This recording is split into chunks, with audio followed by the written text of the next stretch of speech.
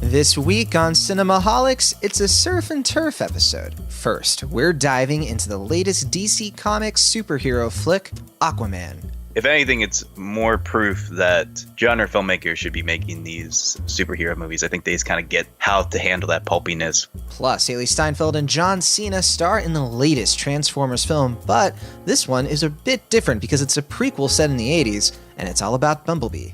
I guess it's weird to say that I want a little bit more from a Transformers movie. Later in the show, you're going to hear reviews for several other films, including a new documentary from Peter Jackson titled They Shall Not Grow Old. It's really effective as far as getting you immersed into this footage that's literally from 100 years ago. And we have a better late than never review of the period drama Mary Queen of Scots, starring Saoirse Ronan and Margot Robbie. This one really did feel like a miniseries that was condensed to 2 hours. All that and more is coming up on Cinemaholics. Welcome once again to Cinemaholics. He is a pop culture writer for Cinema Blend, and he also reviews films for The Playlist, Cut from Film, and many more. It's Will Ashton. Hey, John. How you doing? I'm okay. How you doing, John? It's early and I'm loving it. Oh, sure. And I am the author of the novel Killer Joy, a book about Pixar called The Pixar Theory. And, Will, I just recently started a new writing gig. I'm now writing for Atom Tickets, so there's some good news. Congrats. Yeah, and I'm John Negroni. So you can find more episodes of Cinemaholics on atomtickets.com, and you can support our show by becoming one of our patrons on patreon.com/cinemaholics. And exclusively for our patrons, we are doing a holiday giveaway. So all you have to do to enter this giveaway, you can receive a Blu-ray or a digital release of your choice if you win, by the way. So you have to guess our top 10 films of the year. So Will and I are working on our top 10 films of the year. We don't even know what they are yet. Yeah. But people are already guessing, so that's good. Wow, really? They are. They're going for it. So can you send me some of those? I'm very curious to see what people are thinking. I don't want to send it to you because I haven't looked at them myself. Oh, I see. You don't want them polluting our actual list. Exactly. So I've received your submissions, all of you. We have them safely secured in a lockbox far away from Cinemaholics headquarters so that no one can peek into them. But yeah, all you have to do to win is you have to get the closest to guessing our favorite films of the year. Whoever gets the best guesses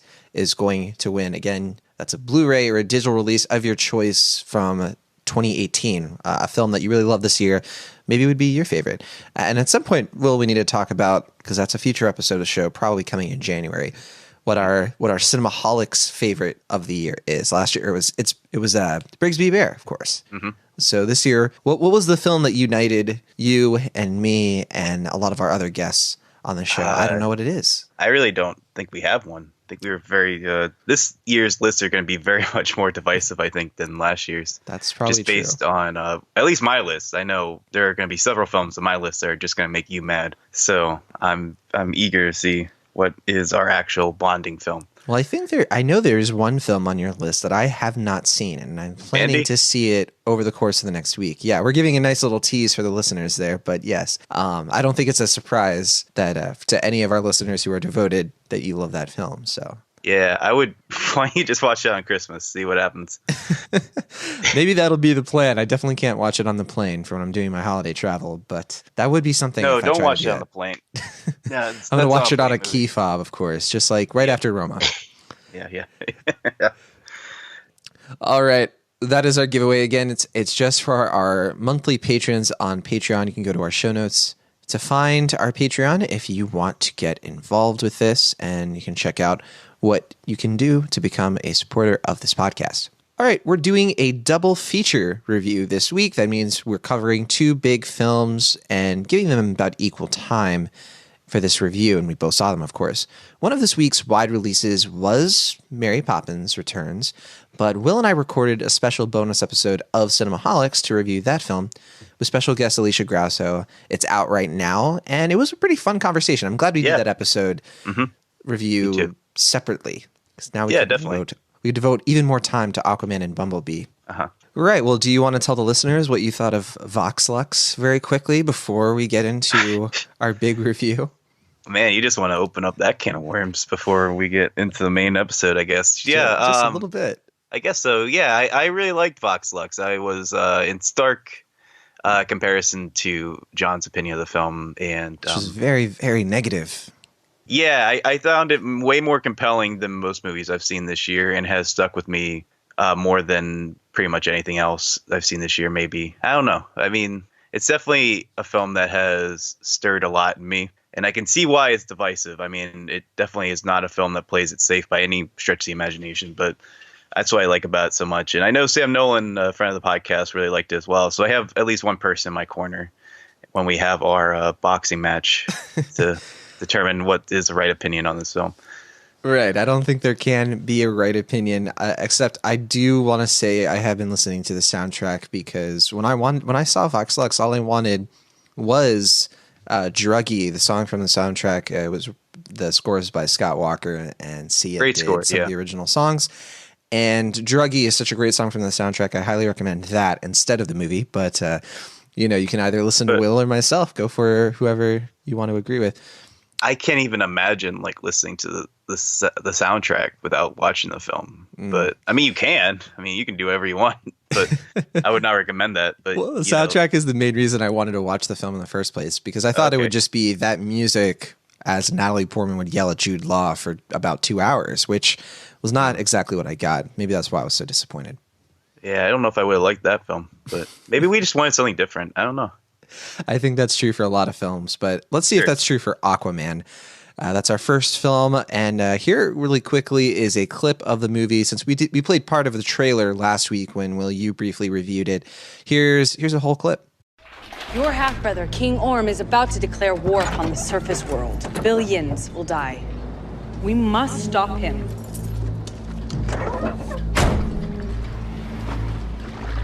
And how do you propose we do that? You are the firstborn son of Queen Atlanna. The only way to stop this war is for you to take your rightful place as king. Trust me, I am no king. All right, that clip is from a scene pretty early on in Aquaman. Aquaman was directed by James Wan, and it stars Jason Momoa, Amber Heard, Patrick Wilson, and Willem Dafoe. So Jason Momoa's take on the character has appeared in 2 previous films we've seen from Warner Brothers already. He had a brief cameo in Batman v Superman: Dawn of Justice, which came out 2 years ago.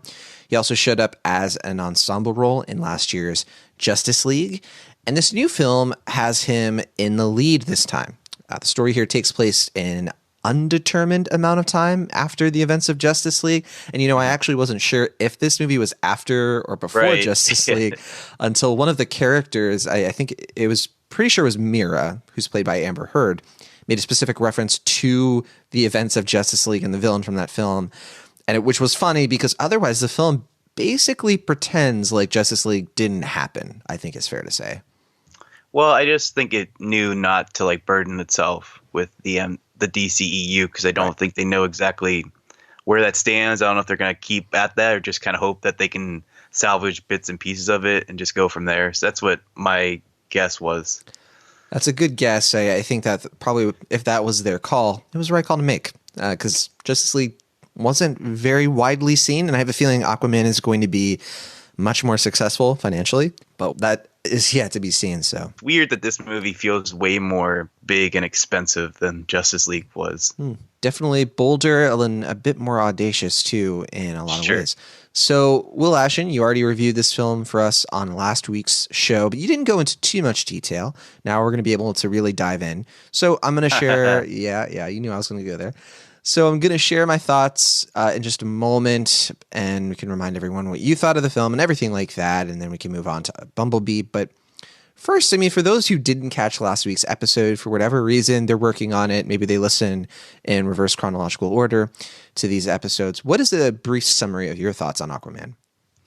Sure. It's I think it's a mixed bag. I don't think it is by any means a fluid film, but I think it's fun for what it is. So it doesn't flow, is what you're saying? No, it does not. That's what I'm trying to say. Yeah, it's a lot. It's a big film in many ways. I think it's also kind of like Mary Poppins, a little exhausting by the end, but I think I enjoyed the ride maybe a little more this time because I wasn't really expecting to know. Like, I don't know if I was expecting to like it in any measure because I saw it before like the reviews were really starting to come in. So I was just like, well, I hope this is good. And I definitely enjoyed like the first like hour or so. I think if they had cut out maybe 45 minutes of the film and not made it so bloated, it would be a better film by every imaginable standard. But I think it's a big, epic, over the top, loud in pretty much every measure type of blockbuster.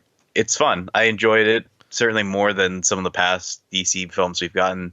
And I like that it's very much like a filmmaker making a superhero movie again. Kind of, it reminded me in a good way of some of the Sam Raimi Spider-Man movies. So I liked it. Overall, I think it's messy and lumpy and clunky, but I had fun for what it was. Yeah, I definitely went into it not expecting it to feel quite as long as it was. I'm right there with you with wishing this one maybe had, shaved off about 45 minutes or so to an hour. It's just by the time that we get to the climax of it all and the action, which is interesting and dynamic and fun to watch, it did sort of lose me at that point. I started to get a little weary from the experience because it is, like you said last week briefly, it's so much Aquaman. And if you are a fan of Aquaman, I see this going over really well with Aquaman fans, by the way, because there were a lot of them in my theater. I don't know how packed your screening was, but mine was a press screening, so not very packed. Okay, so I saw this at one of the advanced screenings, but it was one of the ones where it was through Atom Tickets, actually. Oh, okay. And Amazon. So if you were an Amazon Prime member, you were able to get some advanced tickets on this film. So a lot of people were able to go see this a couple of weeks ago. And I shouldn't say a couple. I guess it was like a week and a half or whatever. Or actually, no, it was 1 week ago today. Now that I'm thinking about it, it was right after we talked about Aquaman. I saw the film. So I was very prepared, Will Ashton, thanks to you. Sure. And I'm kind of right there with you on this. I don't think we differ too much. I'm not sure. I think the people watching this who really love it, I think, are just fully embracing the insanity of it and the grand scale of it. Sure. Because there really aren't too many things in here to criticize except for things that we usually criticize superhero films for. I would say, okay, it is pretty reminiscent of some of the early Marvel films, and I would say, and I'm talking about, the first Spider-Man, the first Fantastic Four. It's got a lot of Thor DNA in here, which is kind of Thor. It's kind of inescapable considering the subject matter, and you can kind of pick out parts of like, oh, well, Arthur Curry is basically Killmonger, but the good guy this time. And there's all kinds of little things like that you can pick out of this. My main criticism with this film, honestly, as much as I like Momoa, I think Momoa has charisma that's a bit understated in Hollywood at the moment, and I think that this is going to open a lot of doors for him, thankfully. I don't think the script really gives him a well-rounded character here. No, it does not. I don't think he really develops. He doesn't really change too much. He's an archetype of the reluctant hero, which is great because that's what Aquaman needs to be. He doesn't want to be king. That's why he should be king, right? Very, very standard storytelling, and you can make a really compelling story out of Arthurian legends. They even call out his connection to King Arthur and all of that business. And the trappings around him are very interesting, and there's some decent chemistry there between him and Amber Heard's character. And I was very impressed with what those performers were able to dig out of a script like this. But no, there really isn't drama with him in the ways that I think would have been really nice. He's a bit of a cipher. Again, to compare it to Black Panther, where in Black Panther you have a similar kind of story where the superhero is like trying to be the king of an entire nation. And what was interesting about Black Panther was you had Chadwick Boseman's character in that, T'Challa, trying to understand like what was the best way to rule and really thinking deeply about what it means to be Black Panther, what it means to be ruler of Wakanda, but also a steward of the world. And you have an opportunity for that here, but Arthur here is much more concerned with getting the throne in the first place. And there really isn't much to do between him and his dichotomy between the land and the sea. And there's no writing there that really brings that conflict to life that makes you like him and root for him beyond thinking he has a cool beard and he takes selfies with people and he's fun to watch in that way. And that works pretty well. But I think you could have had a much better film if he had been rounded out a bit more. And I can see why a lot of people are really cheering on an Aquaman sequel because there's your opportunity to, okay, we've got the origin story out of the way. We've shown you this thing has a wild tone where anything can happen, and the ocean is a big, mysterious place that movies can explore to the brim, and I'm really excited about that personally as well, and I think this is a great start. But yeah, if we were comparing this to other DC films, and I want to hear your thoughts on this, I don't think it's quite as good as Wonder Woman, unfortunately. It doesn't have that same, it does have a fish out of water story, a bit more literal in a sense, in terms of Mira. But did you want to compare Aquaman to Wonder Woman, or do you have anything on that? Well, I wasn't planning to compare it to Wonder Woman, but I mean, I will say I liked it more than Suicide Squad and Justice League, certainly. I still don't really know where I am with Batman v Superman, truth be told, but I don't know. I think of the origin films, I think it's like somewhere like a little lesser than, just because it's a little more bloated, but I think about the same. That's where I am as far as the past DC films are concerned. Yeah. I think this movie has some of the same problems as Wonder Woman, like a third act that sort of gets really visually clunky and overstuffed. And also the big fight, right? Between him and his half-brother Orm, played by Patrick Wilson. I don't know. There was something about it that felt a little loose to me. And like, it just wasn't really amounting to too much. The whole time I was really hoping that we'd have a surprise turn from a character. Like, Willem Dafoe plays someone who really a thankless kind of role. In a lot of the movie, he helps train Arthur, and he kind of is watching everything go down, but I was really expecting a little bit more from him. And Dolph Lundgren, I'm not sure why he's in this film and what he's needed for specifically beyond, we got Dolph Lundgren. I mean, what more do you need? You got Dolph Lundgren. We got Dolph Lundgren dressed as a merman, and you know what? Yeah. Fair enough. Exactly. I understand it now. And Nicole Kidman as well. A great role for her. And yeah. Yeah, I think that's she has good fun casting. with it. No, I think she has fun with it. Yeah, I mean, I don't think it's like a really well-developed character compared to recent roles that she has done. But I will say that in the first 5 minutes of the film, she gets a goldfish, and I was like, okay, I'm on board with this film. Like, that was a moment for me that was like, okay, I'm going to have fun with this movie, I bet. Right. Yeah, same here. And going through the cast, I think that it's good. It's a good movie for what it is, but there definitely isn't too much to add on to it. I did like Tamara Morrison, by the way. Great to see him in a film again. It's been a little while. The New Zealand actor. I think people probably know him best for the Star Wars movies. It's probably fair. Probably, yeah. Yeah. But okay, I guess we can get into final thoughts. I really don't have anything else to add unless you do. Okay. Not more than I think I've said before. Right. I mean, like I said, like I've talked about 2 times now, but yeah, I think if you want like a blockbuster that's more gleefully like, campy than your average Hollywood film, that like a film that kind of has like that Flash Gordon-esque sort of like silliness and pulpiness that is sometimes seen in blockbusters, but not really explored to full like comic book extent. I think this movie is really going to appeal to those type of audience members. Somebody like a film that people who want a film that is completely silly and aware of how silly it is. I think that's going to appeal to them. Sort of in the same way that I guess like Valerian last year had that kind of like insanity where it didn't really work as like a coherent story. But if you just want insanity after insanity after insanity, that's where this film succeeds, I think. But yeah, it's way too long.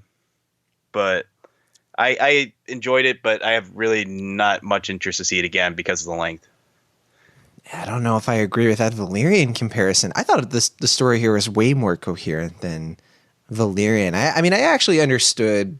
Okay, I understand. I know what Arthur needs to do for his plot to move along, and I thought that it at least moved itself across the proceedings. It was very predictable, and you're like, okay, this is what's going to happen next, and this is what's going to, But I didn't necessarily ever think that it was a lot of insanity until probably closer to the end, when things were just getting kind of out there. I don't know. I can't think of too many crazy things that happen in the middle of this movie. An octopus plays the drums. That is true, but it's an island, Will Ashton. It's it's like around the time when, okay, Arthur and Mira are in the desert, or they're in Italy, and then they're in these exotic locations, and nothing super crazy happens there, if I recall. But maybe I'm just forgetting some things. I mean, they almost pee on an amulet to bring it back to life. I think that's pretty crazy. Almost is the key word. So Sure, but okay. But in any case, I actually have one more point. It's real quick. I want to talk to you about the special effects, 'cause I'm really curious to hear your thoughts about these. I feel like they're pretty good for what the film is now, but I feel like they're going to age terribly in like a decade or less, maybe half a decade even.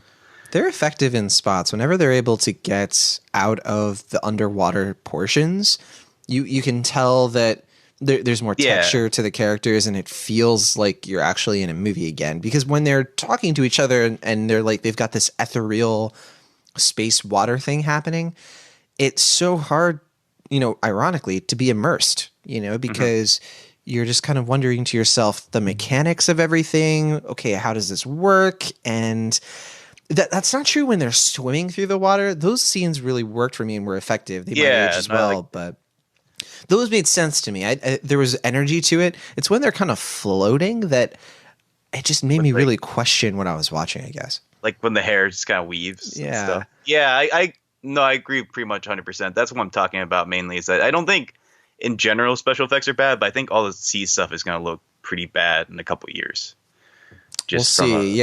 You may be right about that. And I also think seeing it in Dolby helped because it really brought these really bright colors to life, which I was grateful for because I like the colors in this movie. I like the production value and the costumes and how they brought everything to picture. I thought that it was very comic booky and pulpy, and it matched the tone, and that's what you want. They nailed it. I think James Wan understands how to bring that about in a film. He's a pretty good director for nailing some sort of coherent visual style, and that's here. Yeah, and I think people are going to appreciate that for an Aquaman movie.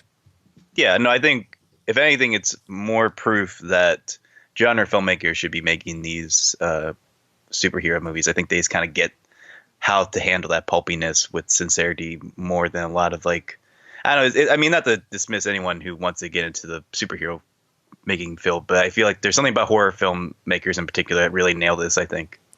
Well, there goes my hopes for Colin Trevorrow, Aquaman 2. Oh, no. I don't know. I think, is James Wan attached to the second film? I don't know if it's official.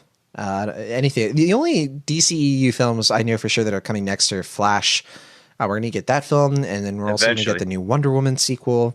That's definitely coming, yeah. Yeah. And Birds of Prey.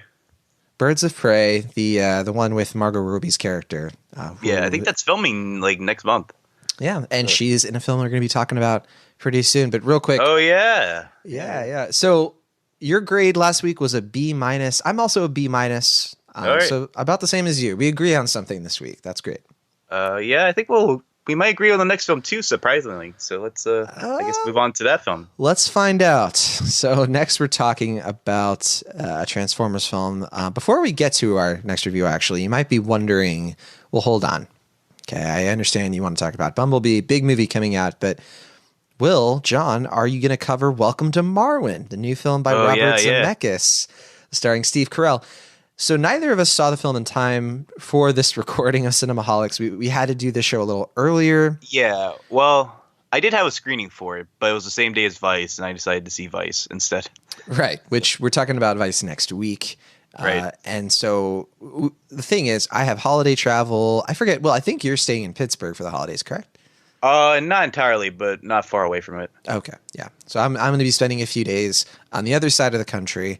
But never fear, Will, I think you have a vague promise to offer the listeners regarding Welcome to Marwen, which I am hearing is the worst film of the year. So obviously we need to go see it. No, if anyone enjoyed the episode of Last Call we did last year with Matt and I, where we talked about downsizing and Bright, I hope you enjoyed the possibility of us doing an episode of Welcome to Marwen. Welcome to Marwen and Mowgli, like a Legend of the Jungle. Doing that again. We're doing Mowgli? I don't know. I mean, we pretty much exhausted Mowgli, I think. I was trying to think of Bright, what is that Netflix blockbuster equivalent? And I think Mowgli is the only one. Because the only other Netflix film coming out right now is, there's Bird Box. Yeah, that's not really a fun movie to talk about, I don't think, from what I've heard. Yeah. But But I do want to see Bird Box. But no, if I can find a Netflix equivalent to Bright that isn't Mowgli, I'll try to find it and convince Matt to see it against his will, I guess, because he was not a fan of Bright either. But sounds like Ben is back has already been decided. Yes, Ben is back is what we're gonna do. Ben's glorious return to the silver screen. No, but yeah, we're gonna talk about Welcome to Marwen. I think we're both. I think I got Matt pretty excited. I always, like, same as last year. Like, I remember when we were talking about doing Bright and Downsizing, he was like, I don't know, I don't want to do this, and then I convinced him, and then he got excited. So I think I'm at that phase with Welcome to Marwen where he's actually getting kind of excited about it. So I'm excited to talk about it because I just think it seems insane that this movie exists, especially because I'm watching the documentary right now, and it seems like Zemeckis took all the wrong notes. So can't say that yet, Will Ashton. You have not seen the film. Just based on the reviews. I'm not judging the film yet. I'll go in with an open mind. Maybe I'll love it. Who knows? But I am very curious to see it, and however I feel about it, however Matt feels about it, we'll talk about it in that last call episode, hopefully. I'm looking forward to seeing this one nestled comfortably next to Vox Lux on your top 10 of the year. So, sure, that'll be quite a top 10. Yeah, for sure. All right, next up here is a movie we're both going to talk about in full. This one is called Bumblebee. Here's a clip from the movie.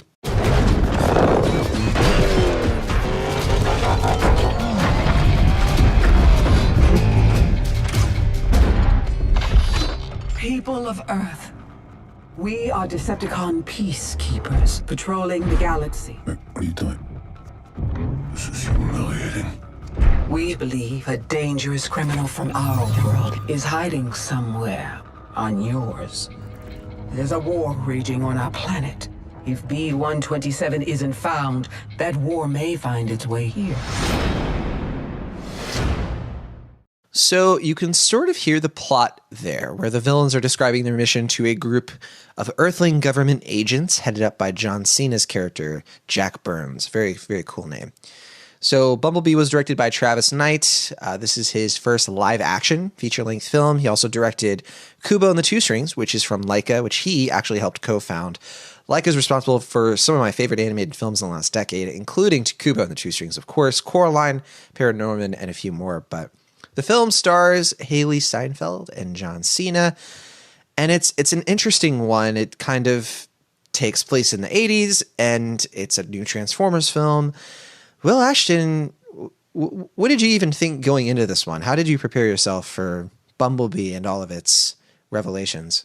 Well, I went in with certainly higher expectations than I normally do for Transformers films, though this is the first Transformers film I ever saw in theaters, so given the reviews, I felt it had to be something. So you didn't see the first Transformers in theaters? No, I didn't. I've only seen one Michael Bay movie in theaters, and thankfully I didn't pay for it. So, so it was Pain and Gain. No, it was the other one, 13 Strong, I think it was called. Well, what a weird way to round out Bay's filmography. I'm curious about this now. So I remember last year 12 Strong. That's so no, Sorry. It was 13 Strong, wasn't it? Or it was 13 hours. The 13 Secret hours. Lives 12 Strong yes. was the movie from this year with what's his face? Chris Hemsworth. And 13 Hours was something else, which I don't think that was Michael Bay. The Benghazi movie. Yeah. With John Krasinski, yeah. Well, then also, last year there was Transformers: The Last Night. I remember Maverick Hines and I talked about that, and you didn't even see it. So I had a prior engagement, and I had never been happier to not be involved with an episode of Cinemaholics. All right, fair enough.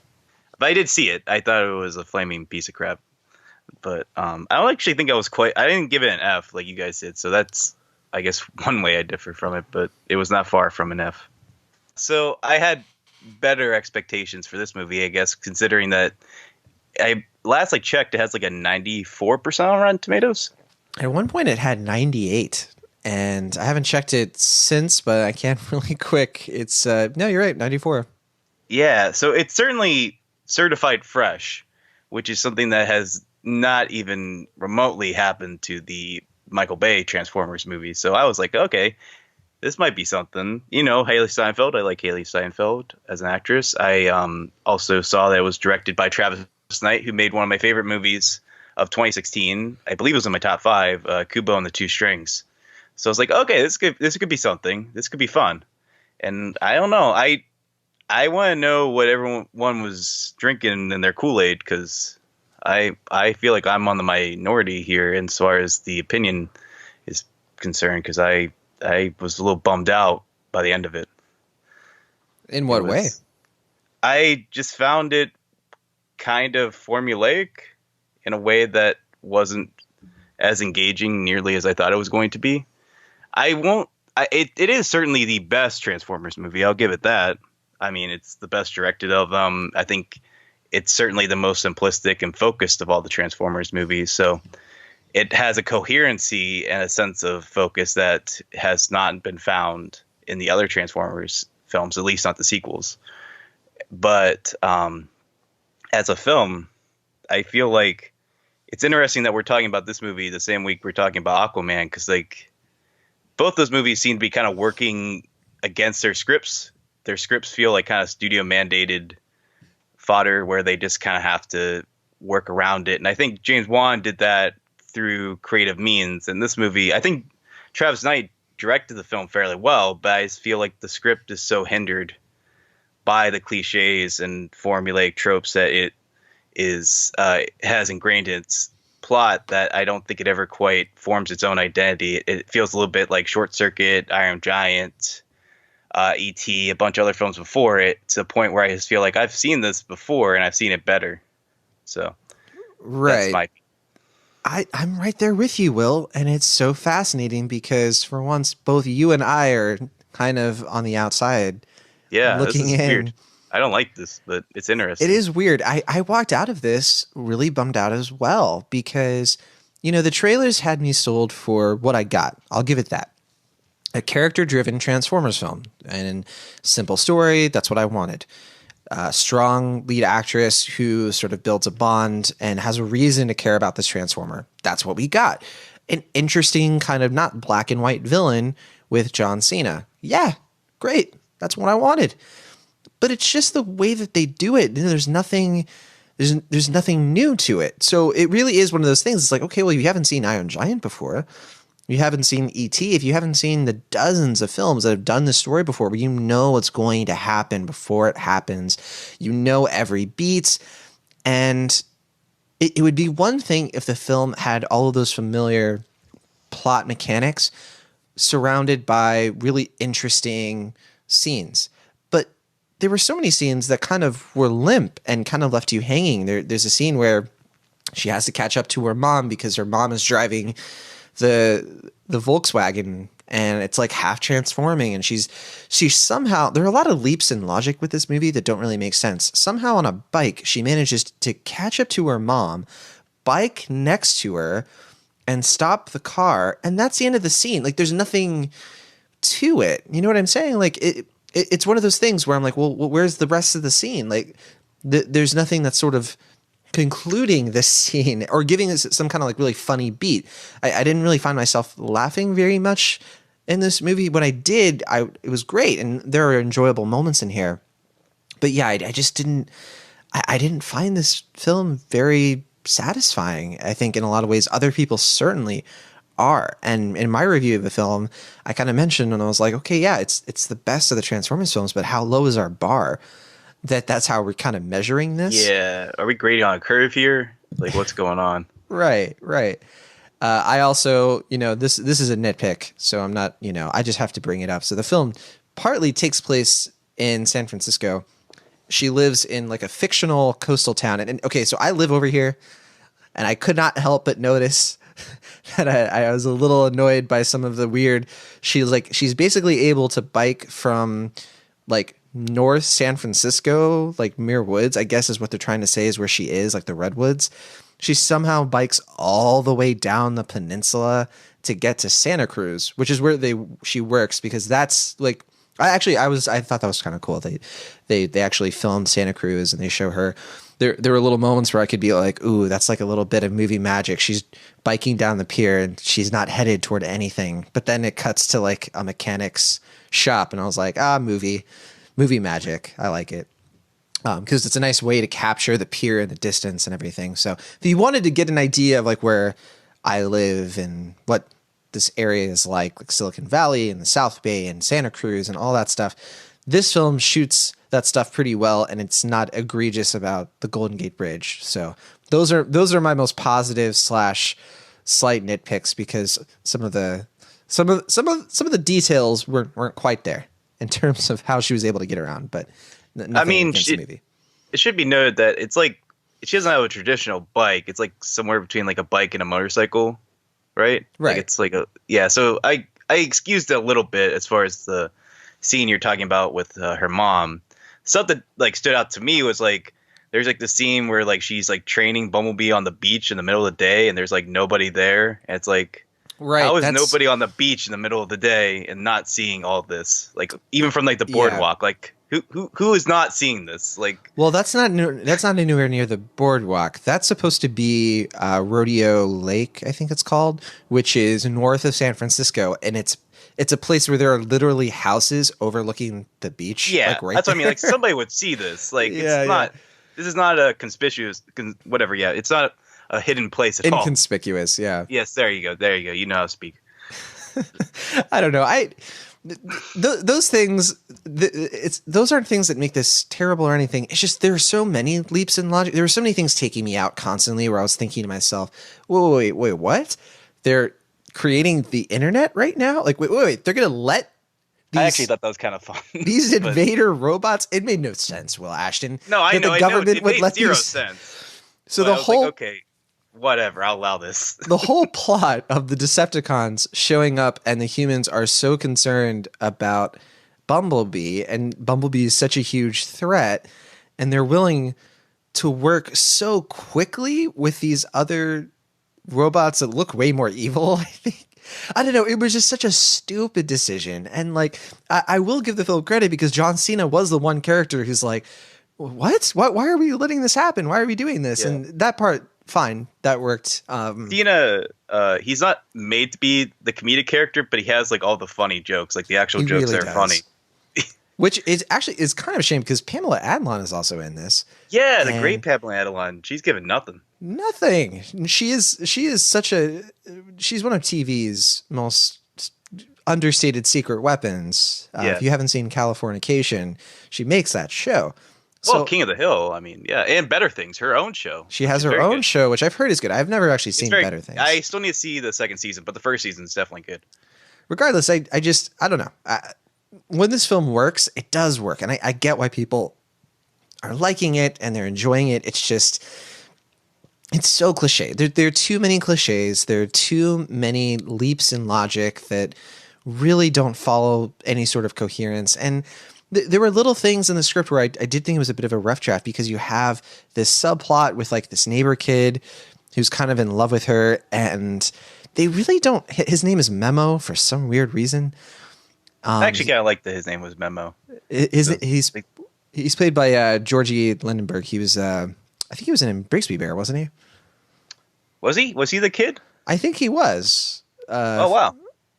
I knew he looked familiar, but that makes sense. Yeah. I'm looking it up now. He was in Love, Simon. He was also in Spider-Man: Homecoming, but I'm not seeing. Oh wait, no, yeah, he played Spencer in Brigsby Bear. Yeah, good old Spencer. Yeah. One of my favorite actors in that film. I think he's a good actor. Yeah, I think his character is very, very thin, though. Like, literally, his only thing for like 45 minutes of this film is like talking to himself about asking a girl out, and then trying to ask a girl out unsuccessfully for like 45 minutes. It's like the same thing over and over again. It's like, geez Louise, can we just get on with this or move away? Like, do something else. Right. Yeah, I don't know. The film is trying to succeed off of this connection between Charlie and Bumblebee. She has like a pretty tragic backstory and all of this stuff. And there was something, I guess there was just something missing there for me that really made me invest in these two characters and what the film was trying to say ultimately, because all I was really getting from it was, okay, a way that you can cope through grief is through new friends. And I don't know, I guess I guess it's weird to say that I want a little bit more from a Transformers movie, but I kind of do at the same time because, like, again, you said it best when other movies have done this and they've done it better. Iron Giant does this perfectly. So, like, if you're going to do Iron Giant, you need more. If you're going to invoke those connections and those relationships, you know, maybe this is just one of those films that's for a newer generation and they haven't seen Iron Giant or something like that. Yeah. I mean, I still got more Short Circuit than Iron Giant, but I think Iron Giant was what they were trying to do more than Short Circuit. Well, in terms of like the grandness of it, I think. Right. Yeah, for sure. I mean, from like an alien anthropomorphic robot for sure, but and the fact that he like kind of loses control of himself at one point, and you're like, oh, he's scary too. Yeah. Oh, yeah. In that sense, you mean like when the eyes turn red and stuff? Yeah, for sure. I mean, definitely. I think Travis Knight has said on numerous occasions, like, I'm trying to make the Iron Giant. So yeah. Well, fine. It works in some of those levels, and I guess we didn't really mention it, but one of the reasons it is the better Transformers movie is because at least the action is coherent. You can actually, you can actually tell that there's, like in Aquaman, there's like a visual tone that's established and it's followed through. And when these Autobots are fighting Decepticons and when these robots are kind of in the thick of it, you understand what's going on. I think that Bumblebee is a little overpowered, honestly. I think it's part of the problem with the script that he's the only one. I always felt like he was way stronger than the people he was fighting. And so there's some character development in that way of like, that I didn't really understand. Is like, he seems like a younger soldier. So why is he able to, like, it happens pretty early on. Like, he's so able to easily defeat the villains. And I wanted a little bit more explanation of like, okay, is it because he's more creative? Is it, what's his deal? Like, how is he so good at this? Yeah, I had the same opinion. I guess it's just that he's very adept in his world, but like, because he's going to a completely different world, that he's not quite as adept at anything. But that's pretty loose comparison, or a pretty loose explanation. I mean, yeah, I'm not sure what to make of it, but when I saw him fighting, I thought it was cool, and I thought it was what an action movie should have and do. And yeah, I guess I just didn't quite love the writing here. The film, I think, was partly written by Christina Hodson. I think she did the whole screenplay. And I like... She did Edge of 17, right? Which is a good film. It is. She also did Shut In, the 2016 film. Oh, I didn't see that, but... Yeah. Great writer, but I guess there was just like a disconnect with taking this material, which is, again, very character-based. It's a more serious look at the Transformers that is welcome.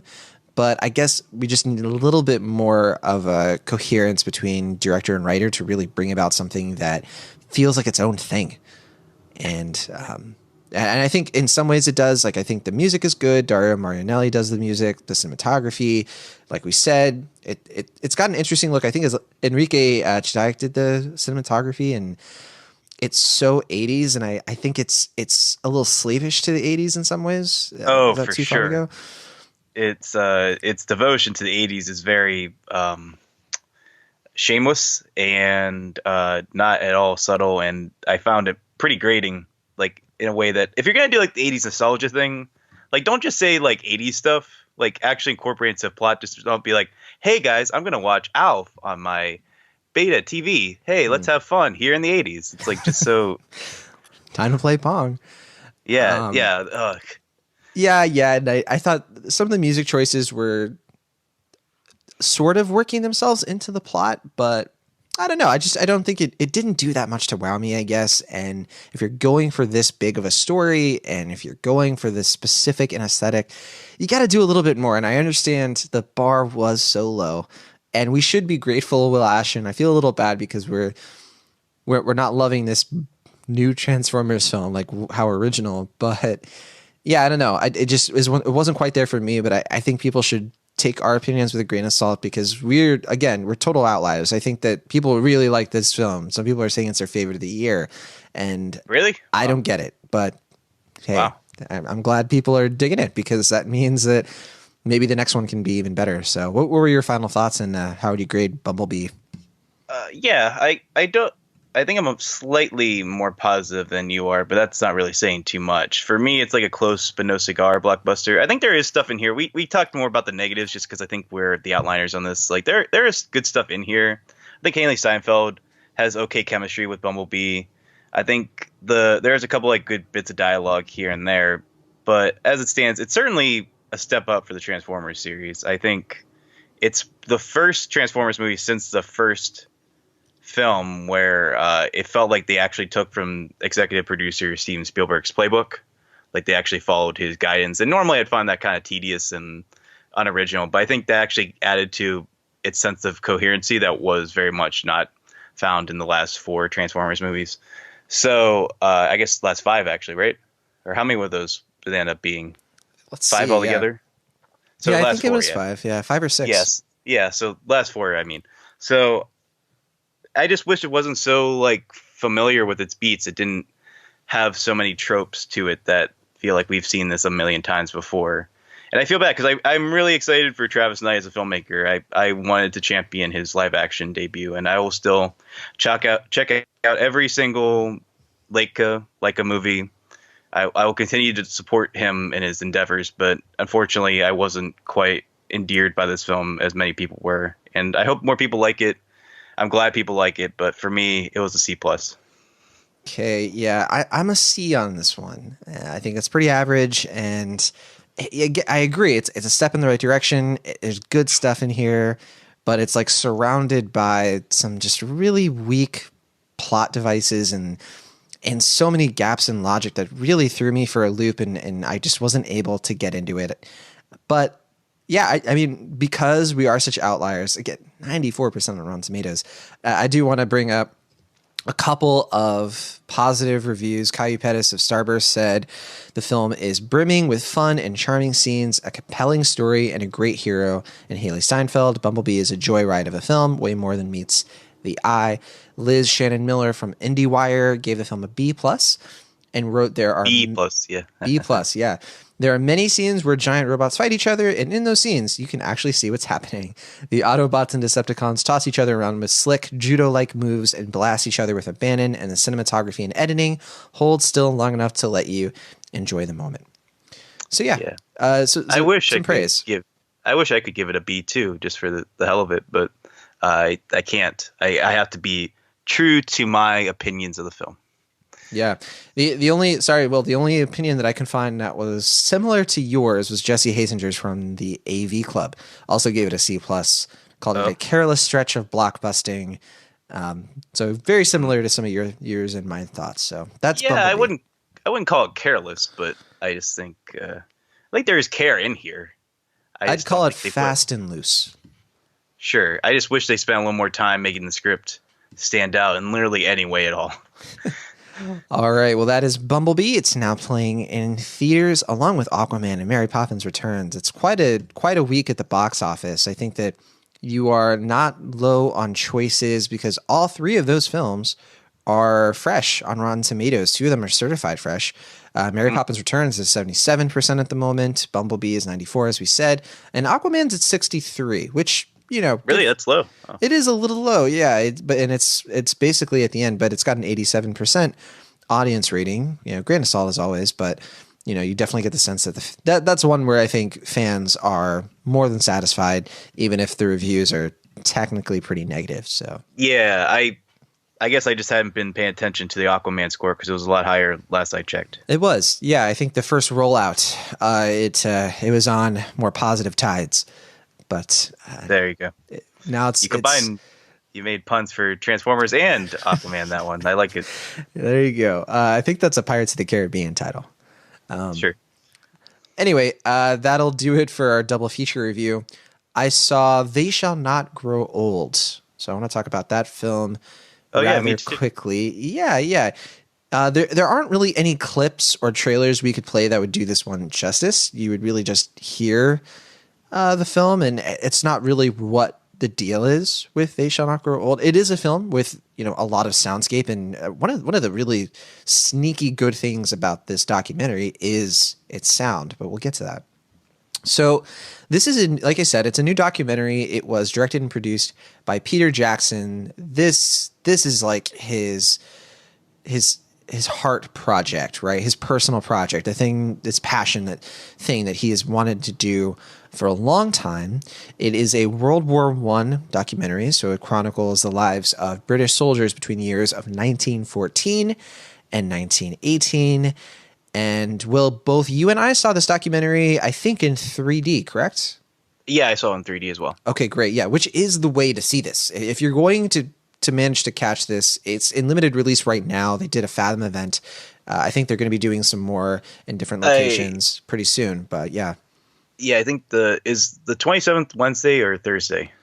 I do not know. December. I know the next one's the Thursday coming up. Yeah, I do know that it's on the 27th, and you could have also seen it in the UK. I don't know if all the countries in the UK, but yeah. So the UK has had this before. It aired on the BBC, I think, too. Oh, okay. And for a while, you were actually able to stream this for free, I think, online on BBC, and then they took it off. But I think the way to see this, though, is on a big screen. So the hook of They Shall Not Grow Old is that if you've ever seen World War I footage before, the technology for filmmaking back in those days, 100 years ago, was it was primitive. We were still figuring out how to develop film. So when you watch those old reels, of course, it's in black and white. Of course, it's silent. You can't hear anything. And the frame rate is kind of sporadic. You know, at moments it'll be kind of going a little bit slower than it should, and then it'll really speed up. And a lot of the time it is just like happening very fast. And it kind of has an otherworldly feel to it when you watch footage from the old days. And for that reason, it's kind of difficult to really immerse yourself into this footage in other documentaries that have come out. So Peter Jackson's goal, his mission with this new documentary was he knew he wanted to cover this time period. So he decided, okay, I'm going to do this, but I'm going to do something no one's ever done before. He's a visual effects master in terms of directing films that really just suck you into completely new escapist fantasies. With Lord of the Rings. The Lord of the Rings trilogy, I think, is one of the greatest trilogies of all time. Say what you will about the Hobbit films. I think that he just gets how to combine sight and sound in ways that blockbusters should be made. And I also liked King Kong. I think that film has its fans and it has its detractors. Me included, yeah. Right? I'm a fan. I'm a big fan of it. Big fan, yeah. Yeah. I think that Jackson is an excellent filmmaker on the whole, and so I was really excited about this one. I was like, oh my goodness, Peter Jackson bringing World War I to life. That was his goal with this film, and it's a great goal to have. So what he did with his team is they took footage of World War I from the Imperial War Museums, the archives. A lot of it footage people had never seen before. A lot of it too dark for people to have seen. He found ways with his technicians to bring this footage to color, and not just color, but they managed to restore the footage, remove the imperfections, add some CG work, slow down the frame rate.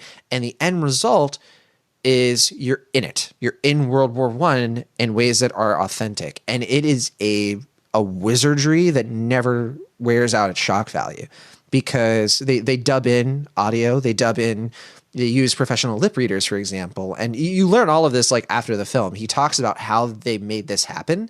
And I think, Will, you even said that was probably your favorite part was just listening to him talk about it. And I kind of agree, actually. The 30-minute documentary, I hope that's going to be available, because I think it's fantastic, because it is for film lovers, for people, and also historians. This thing is a treasure trove of content.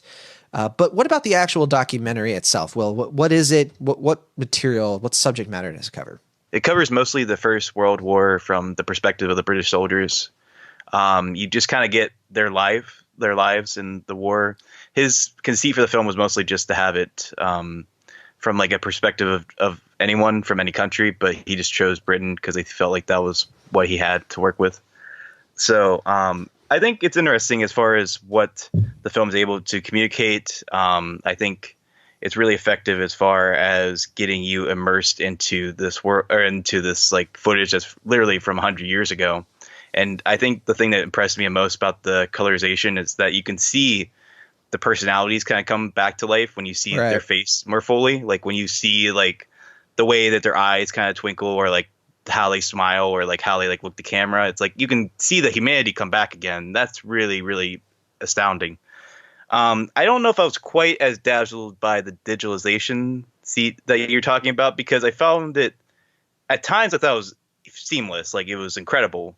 And there were a couple of times where you could kind of tell that they changed the frame rate just because the way someone would move, it had like that kind of like Hobbit frame rate thing where they kind of move a little too fast. And like you're kind of, I don't know if you felt this way at all. I did here and there. I don't think it happened. There's so much seamlessness that I kind of forgave it, I guess, on those counts. Yeah. Yeah, I just mean it more like people are saying, including you, are saying like it's so like remarkably seamless. I didn't find it 100% seamless. There are certainly times where like right. There are certainly times where I was like, I'm definitely watching a digitalization of it.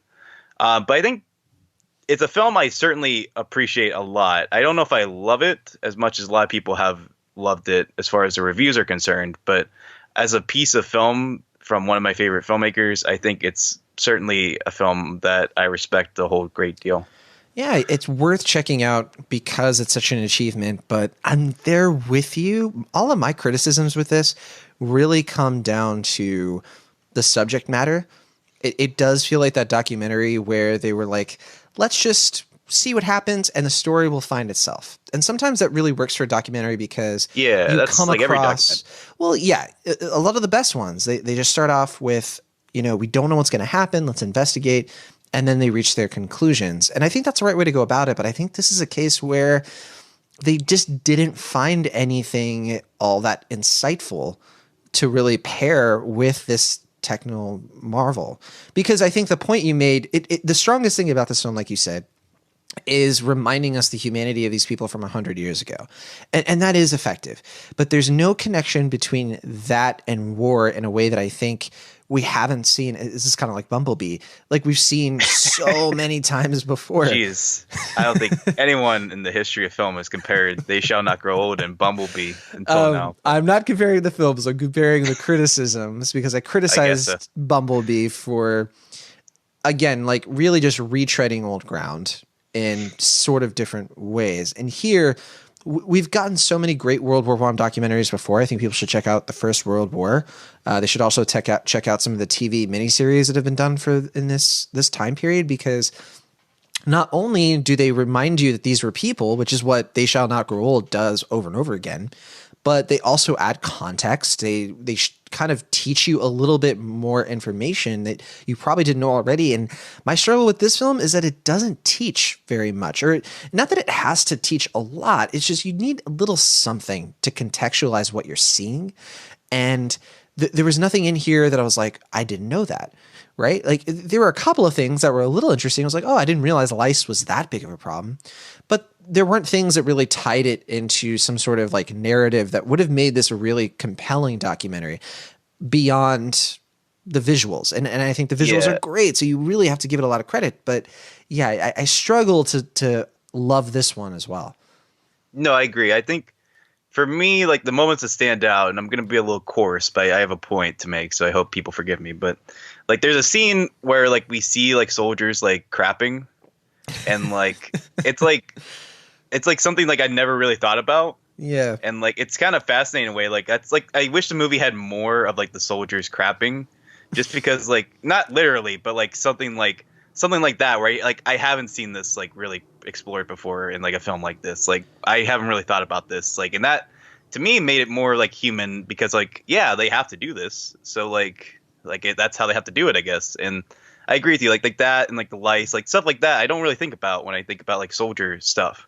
Yeah, and I like those details a lot because they are like minute things that, I mean, they're obvious and when you point them out, but like when you think of like the Great World War, you don't really think about like those type of things. So I wish the movie had more stuff like that, and less kind of like retreading a lot of this familiar soldier stuff that I think people are expected to get in these type of documentaries. Yeah, I guess I guess with me, I just wanted a little bit. I think we didn't really explain this, but the audio in this is mostly veterans of the First World War who gave the BBC interviews in the 1960s and 70s talking about their experiences. And I think some of the struggle for me with this is the pacing and editing, because it's the way that they edited in those interviews, it's so meandering that it takes you to totally different states of mind and points, because it feels like you're listening to like 12 different stories happening simultaneously.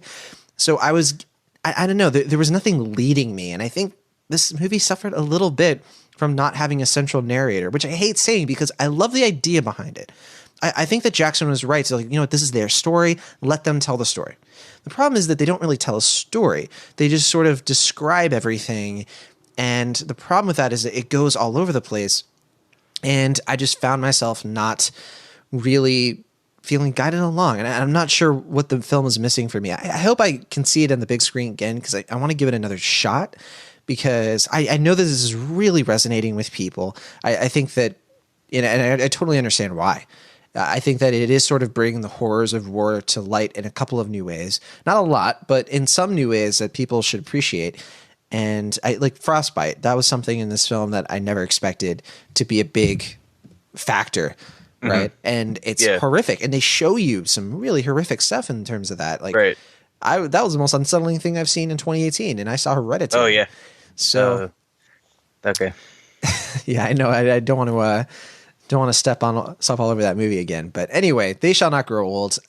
It's a good documentary. I don't think it is one of the best documentaries of the year. I think that we've gotten much better ones that have been a bit more compelling, even though this one is kind of just a technical achievement in filmmaking that really excites me as a film lover. And I'm really glad this thing exists.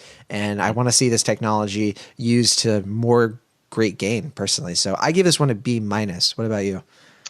Yeah, I'm right there with you. You mentioned it earlier, but yeah, I think for me, I was way more invested in just learning about how the movie was made and like all the steps that Peter Jackson had to take to bring this to life. And I think you kind of see his like dry sense of humor, and you see the passion that he really eagerly brought to his project. And I do applaud him for making this movie, because it is very personal for him. It's pretty different as far as everything else he has made to date. And I like that he's expanding his horizons and doing something that clearly is resonating with a lot of people, and something that feels very satisfying for him, more so than I think the last 3 Hobbit films were. And I will say it's better than The Hobbit, The Battle of the Fire and Armies, so that's certainly a plus. But for me, grade-wise, I'm the same as you. I'm giving it a B-. I think it's going to go over pretty well in like schools when people have to watch it for class. Yeah. But as a film, like, I liked it for sure, but I don't know if I'm quite at the same high bar that clearly a lot of other people are at the moment. Okay, so we're a couple of Scrooges this week. On Rotten Tomatoes, this film has a 98% on just 57 reviews. Average rating right now is 8.7 out of 10. So it is definitely taking other people by storm. So B- is a good grade. Yeah, it's good. It's good. I think it's technically, because when I did my review, for me a B- translated to a 6 out of 10. Which is technically rotten for Rotten Tomatoes. Really? For me, that's a plus. I know, right? I was a little annoyed by that, but it's so simple. Like, there's 5 grades for negative, and there's 5 grades for positive. 6 is a positive, if not a high one. But I know. Yeah, well, whatever. Rotten Tomatoes decided that I gave it a splat, and I'm a little annoyed about that. So, regardless, let's talk about our next film, Mary Queen of Scots. Mary Queen of Scots is a new historical drama film directed by Josie Rourke. It was written by Beau Willimon. Let's hear a quick clip from the trailer. England does not look so different from Scotland. Aye, they are sisters. Queen Elizabeth, your cousin Mary has returned to take up her throne in Scotland. The Queen! My dear cousin Elizabeth, I hope we might meet in person, that I might embrace you. But ruling side by side, we must do so in harmony, not through a treaty drafted by men lesser than ourselves. My dear cousin, let our nations cherish each other as we would. 2 kingdoms united. How did the world come to this? Wise men servicing the whims of women. All right, that's from Mary Queen of Scots, new film. It's a biography. It's based on a biography by John Guy called Queen of Scots: The True Life of Mary Stuart. She was the father of King James.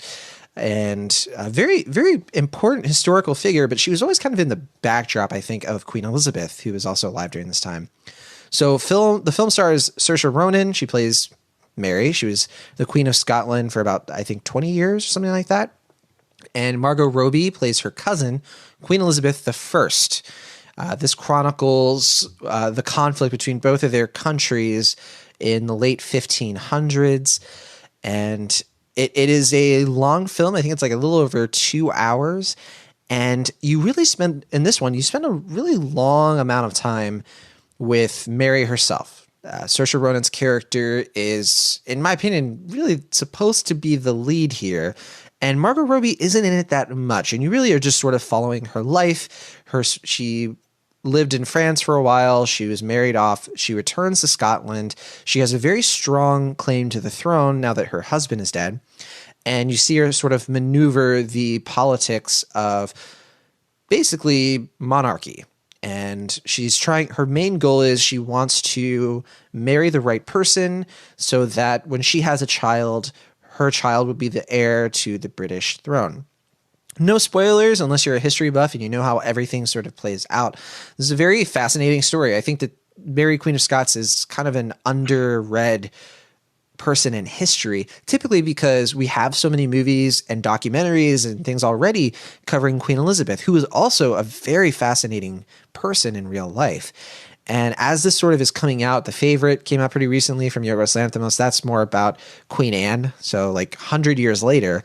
And very, very different story, but they share some DNA where, okay, it's a period drama with, in this case, no comedy. I think Favorite actually has comedy.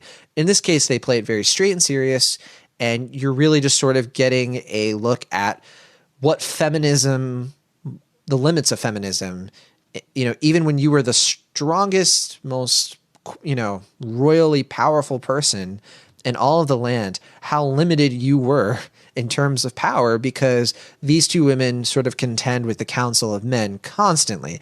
Men are always undermining them. Men are always trying to basically impose what they want on these two women who are in different countries. And that's the main point of this movie. And I'm curious what you think about it, Will. I have a feeling, I know that you don't like this one. I don't hate it. And I think that it's so much movie, and I think that it does come together for me. Even though partly the way through I was like, this is too much, and I want it to sort of lean in a bit more on the themes that matter, and there's so much back and forth and political schemes that I don't care about. This one really did feel like a miniseries that was condensed to 2 hours. For sure. You can really see the seams for like, oh, that's that subplot that they were going to do in the first couple of episodes. That's gone. But what did you think of this one, Will Ashton? Please tell me you don't absolutely hate it. I don't hate it. I will say that. I mean, it's a film that I saw, I think, exactly 24 hours after I saw The Favorite. And I'm glad you mentioned that film, because to me, The Favorite was certainly the better version of this type of story. I think, I forget which episodes I've said this before, but I'm not a particularly big fan of period pieces. You've said it on many episodes. Yeah, I can't remember at least which. 3 or 4. I probably have said it every episode. But I think something that became crystallized for me watching The Favorite and Mary Queen of Scots, which should have a comments title and it doesn't, and that annoys the grammarist in me. But in any case, I think this movie kind of crystallized. Okay, it's not so much I don't like period pieces. I just don't like period pieces that are like this dry, serious, humorless, and stuffy. I just find it like it's bleak. Not my. Well, I don't mind that it's bleak, but it just. The style of it feels very straightforward in a way that feels like no one's having fun making it. Well, then also the characters never have fun. Right. Well, there's one scene I think they have fun. Well, maybe. I don't remember that. No, scene. I'm not thinking about that. Not that scene. There's a card scene. Right. Yeah. There's a scene where they have cards. But even when characters, but then even when characters having fun, it has to immediately go back to no. Living back in these days was terrible and horrible, and men are the worst. And I'm like, yeah, I know. Right. Which is fair. I mean, that's certainly a valid thesis, but I just wish the execution of the film was better because I don't know. Like you said, I mean, or you hinted at least that the movie feels very uneven to me. Like it didn't feel like the stories between Mary and Queen Elizabeth were that like coherently put together. I definitely felt like this was a miniseries because like they just kind of like are jaggedly spliced together in a way that did not feel very like the pace in this movie is just terrible. Like it is not a well-paced movie at all. It's literally missing scenes because there are scenes where you're supposed to be like, wait, when did Mary decide to do this thing that outsmarted everyone? And everyone's like, Mary did it again. And I'm like, what did she do? Yeah. Like, I don't... It felt more like the movie was like, oh, as we all know, Queen Elizabeth did. And it's like, oh, did we miss something? Like what? It's like, well, obviously when Queen Elizabeth did this, we don't need to do that again. It felt like a movie like about Queen Elizabeth for people who've seen like 12 Queen Elizabeth movies. And I think I've seen like 2 and I don't remember them particularly well. So yeah, I definitely felt like I was lost in her story a little bit. So, I mean, I will say, I think performances wise, they're fine. Like, I don't think either of them deserve like serious award consideration given how tight of a race this year's awards consideration is going to be. But I mean, I thought Saoirse Ronan was pretty good. Margot was all right. I think she's been better before, but I think she did a pretty good job. I thought the makeup was pretty good. I'm sure this is going to get consideration for costumes and all that jazz. Sure, probably, yeah. But yeah, if I was a team behind the favorite, I would give the team for Mary Queen of Scots a nice fruit basket filled with pomegranates. For securing their Oscar chances for this film. That's just passive aggressive enough for the Victorian era. Exactly, yeah. I'm with you for the most part. Yeah, I think Saoirse Ronan, she gives a commendable performance. I think this with On Chesil Beach will make it for the year that Saoirse Ronan did 2 films where she was a great actress in a not great movie. But I differ slightly on Margot Robbie. And I think part of the reason this film does come together for me toward the end is because, I don't know, it does do something with her as Queen Elizabeth that I thought was way more interesting than Mary. I just found their interpretation of Queen Elizabeth way different than we've seen before, because the other interpretation spends so much of their time just really hammering in Queen Elizabeth as this rigid, mean-spirited, I wish I was a man kind of character. And here, I don't know, they do a better job of showing her as just more of a human being who wasn't, she had her desires, she had her motivations, she was a strong person, but she was also flexible, she was also reasonable when she could be, and she was also conniving when she needed to be. And I like what they do with her here. It's just that she's not in this movie enough. She's in it a little bit more toward the end, and I think I just really like her in this movie because I came to the conclusion that I like the third act of this movie way more than the first 2. There's more filmmaking style toward the end of the movie. You just get the sense that the third act is the movie that Josie Rourke wanted to make, and that she cared more about this specific time in Mary's life, which won't give anything away, but it's kind of when things hit the fan. And I like, there was more attention in the designs of like the settings here. There was more attention to like what the scenes were and how they connect toward the end of the film. So I give it a little bit of credit because I like it when films end stronger than the first 2 acts. But I think that a lot of people will say, well, the first 2 acts are so weak that that's such a low bar and what have you. So yeah, I give this one kind of a C+, but not like a mean C+, not like a you failed in every level C+, not that exists, but sort of I didn't hate it. And there was stuff in here that was a really solid effort, and that's where I'm at. What about you? Yeah, I'm going to give it a C. Not the worst thing out there. I mean, I can certainly see how this will appeal to people, but I think anyone expecting this to be like a major contender in any means for award season will be very disappointed. Yeah. They might because the reception isn't that divided, I don't think. The critical response has been negative. Yeah, there has been negativity there. I remember Emily Yoshida from New York Magazine the Vulture, I guess technically said it's a kind of nothing of a film.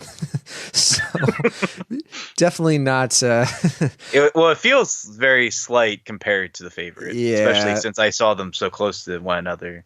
Although it's very weird that Billy Lynn is in both these movies. Yeah, it's only a percentage point away from Aquaman. It's a 62% on Rotten Tomatoes. I see it's 60. Maybe this is a little outdated. So the reviews are still coming in hot. So it's a hit. It's just climbing and climbing. But all right, well, that is everything we're reviewing this week. It's the holidays. Film releases are a bit all over the place, but next week on Cinemaholics, the current plan for Will and myself is to put out a new episode of the show on schedule, and maybe with that bonus episode we were talking about earlier covering Welcome to Marwen. Keep your ears peeled because that might be happening. And as far as what's coming out next week, the two big releases are On the Basis of Sex, the new film about Ruth Bader Ginsburg, kind of chronicling her life in a fictional sense, starring Felicity Jones and Armie Hammer. We also have Vice. This is the new Adam McKay film where Christian Bale portrays Dick Cheney. Reviews are not super hot for Vice right now, so I'm curious to have a conversation about that film once I see it. You've already seen it, Melashin. You're biting your tongues to give our listeners something to wait for. Sure. But there's also Holmes and Watson, which, yes, is coming out. This is the Will Ferrell, John C. Reilly comedy that covers kind of a parody of Sherlock Holmes. So no reviews, to my knowledge, have even come out yet about this one, which is not a great sign. But who knows? This could be a bit of a surprise. I hope it is for the holidays and one worth checking out. But we'll talk about that and more next week on Cinemaholics. As always, you can find more episodes of the show on adamtickets.com. You can support us by going on patreon.com/cinemaholics. You can find our social media profiles, Facebook, Twitter, and what have you, and our email. Everything like that is in our show notes. And if you like our show and you want to support us in another way, you can also leave us a review on Apple Podcasts, Stitcher, Google, wherever you love to listen to podcasts. Find us, download us, and support us. We appreciate everything that you all do to help keep the show moving along. Looking forward to ending 2018 on I don't want to say a high note, depending on what the films are going to be, but I'm sure it's going to be a high note in terms of the conversation. I'm looking forward to it. We'll see you all next week from the Internet California. I'm John Negroni. And for the Internet Pennsylvania, I'm Will Ash. See you next time.